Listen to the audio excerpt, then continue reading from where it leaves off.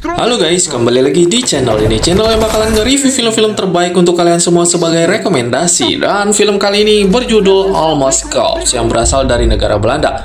Film yang bergenre komedi action.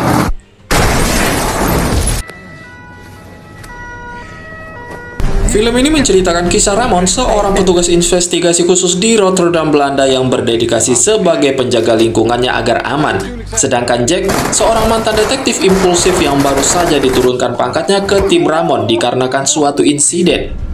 Lalu keduanya dipaksa untuk bekerja sama dalam menyelidiki sebuah kasus pembunuhan yang melibatkan jaringan kriminal bawah tanah di Rotterdam. Meskipun awalnya tidak akur, mereka menemukan bahwa mereka memiliki kesamaan, yaitu pernah kehilangan orang yang mereka cintai dan dibunuh. Bagaimana kelanjutan dari alur cerita film kali ini? Jangan lupa dukung channel ini dengan cara subscribe, like, dan komennya karena semua itu gratis.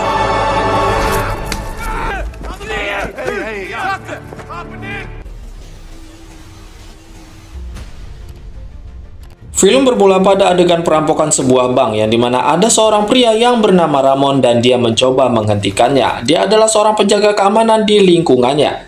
Ternyata aksi perampokan tersebut hanyalah hayalan dari Ramon. Tersadar dari lamunannya, ternyata saat ini Ramon sedang menilang seorang nenek yang melanggar peraturan kebersihan kota. Seperti biasanya, Ramon selalu berkeliling kota berpatroli menggunakan sepedanya.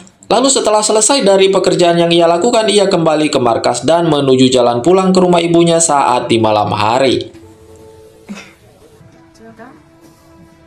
Kantine sih. Wilfred.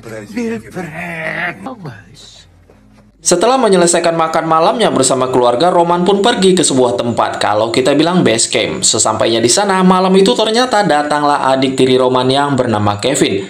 Lalu Roman dan Kevin pun sempat bermain biliar bersama. Kevin adalah seorang detektif polisi, yang dimana di sela obrolan mereka, Roman sempat mengajak Kevin untuk merasakan bagaimana rasanya pekerjaan yang Roman lakukan. Namun saat itu Kevin menolak karena ia ada pekerjaan di malam hari, yaitu mengintai dan menyelidiki kasus peredaran narkoba secara besar-besaran di wilayah tersebut. Dan scene keesokan malamnya pun berlanjut, yang dimana Kevin bersama partnernya yang bernama Jack sedang bertugas mengintai para bandar narkoba yang menurut informasi akan melakukan transaksi pada malam itu di sebuah pelabuhan peti kemas. Namun ternyata aksi pengintaian yang mereka lakukan gagal dikarenakan terkecoh oleh beberapa remaja di wilayah tersebut.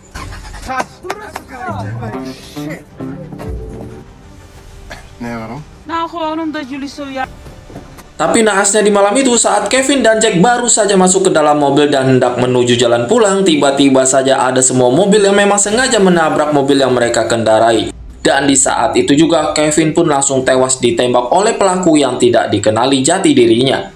Karena insiden tersebut, Jack yaitu partner dari Kevin pun dimutasi disebabkan kecerobohan mereka dalam menjalankan tugas yang menyebabkan Kevin tewas terbunuh. Setelah Roman mendapatkan kabar di malam itu tentang Kevin yang tewas karena terbunuh, ia pun sangat sedih dan kembali mengingat kenangan mereka bersama ayahnya yang lebih dulu wafat karena sebuah insiden penembakan yang sama. Scene keesokan paginya pun dimulai, yang dimana ternyata Jack dimutasi ke tempat Roman bekerja, yaitu menjadi seorang petugas linmas, dan partner Jack saat ini adalah Roman. Sebenarnya bukan tanpa alasan Jack dimutasi dan langsung berpartner dengan Roman. Tujuan sebenarnya adalah untuk melindungi Roman dari ancaman pembunuhan.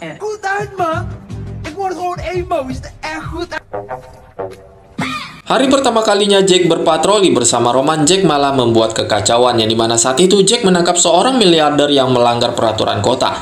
Namun di saat yang sama, Jack pun mengejar dua orang remaja yang pernah menjadi kurir narkoba saat itu.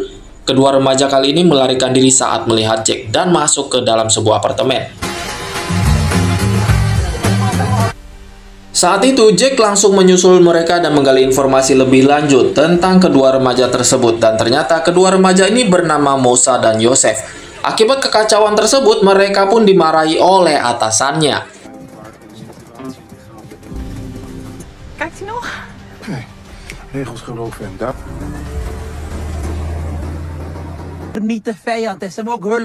Scene pada keesokan malamnya pun tiba, yang dimana saat Roman bertugas pada malam hari, tiba-tiba saja Roman dirampok oleh kedua orang preman yang bersenjata api. Saat itu kalung pemberian ayahnya pun turut dicuri. Itulah sebabnya Roman menjadi marah dan berhasil melumpuhkan kedua perampok di malam itu.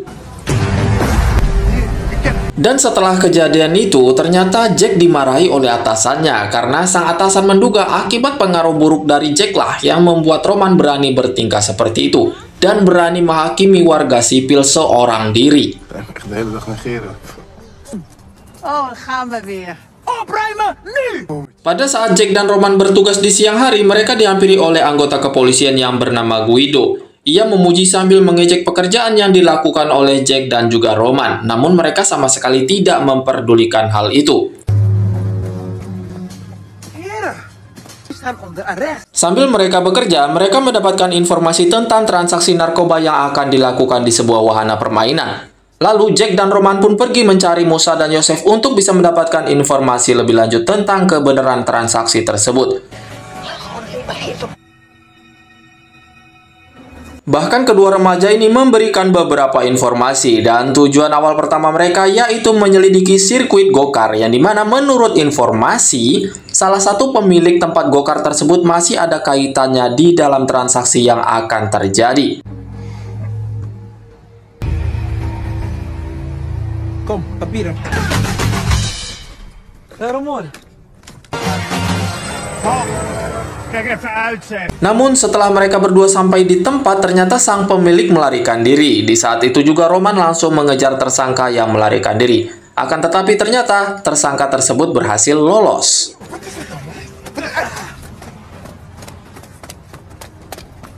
is me beloofd. Ja? Hey, wacht. Zat de zij achter. Dan di hari berikutnya, kedua remaja yang bernama Musa dan Yosef itu kembali memberikan informasi kepada Roman. Mereka mengatakan akan ada pertemuan antara kedua kepala geng di wilayah tersebut tentang transaksi narkoba. Dan saat itu juga, Jack dan Roman langsung menuju ke TKP hingga mereka mendapatkan informasi dan bukti yang benar-benar valid. Dat en de springkaan. Dat... Ja, nee, die verkopen wij niet. Dan moet je op de Chinese boot zijn.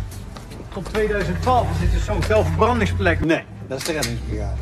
Ja, natuurlijk zijn ze daar, gek. Hallo, sekswerkers zijn ook mensen. Ik dacht jullie verhouden voor dat ik het moet doen. Oké.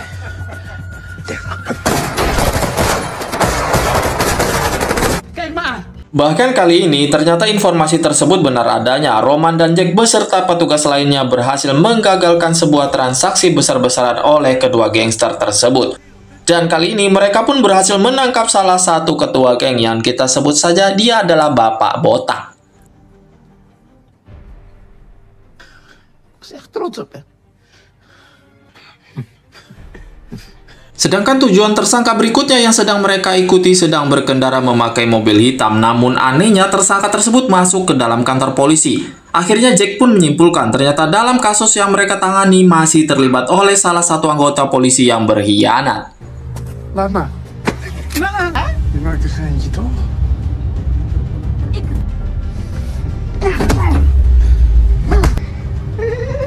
Dan pada akhirnya di malam itu terungkaplah siapa polisi yang berkhianat tersebut, yaitu Guido, salah satu detektif yang bekerja di agen pemerintahan. Bahkan di sini Guido mengakui bahwa ialah yang sudah membunuh dan menembak Kevin di malam itu hingga tewas. Dikarenakan ia takut informasi tersebut akan bocor ke pihak yang berwajib.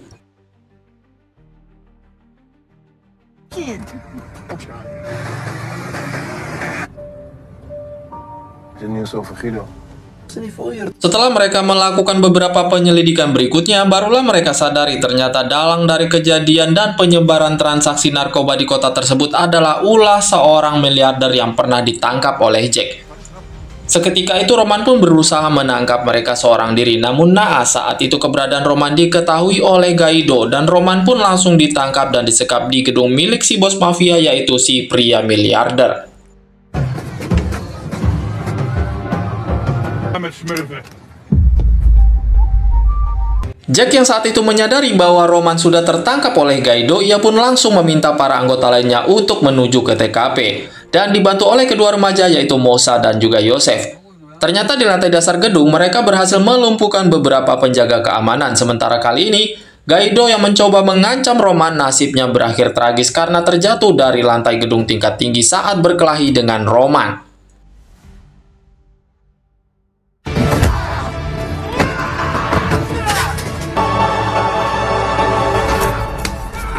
gedaan wil krijgen, moet je het zelf doen. Di ending cerita kali ini berakhir sangat tragis, yang dimana Guido tewas sementara si miliarder tertangkap oleh anggota kepolisian di negara Belanda.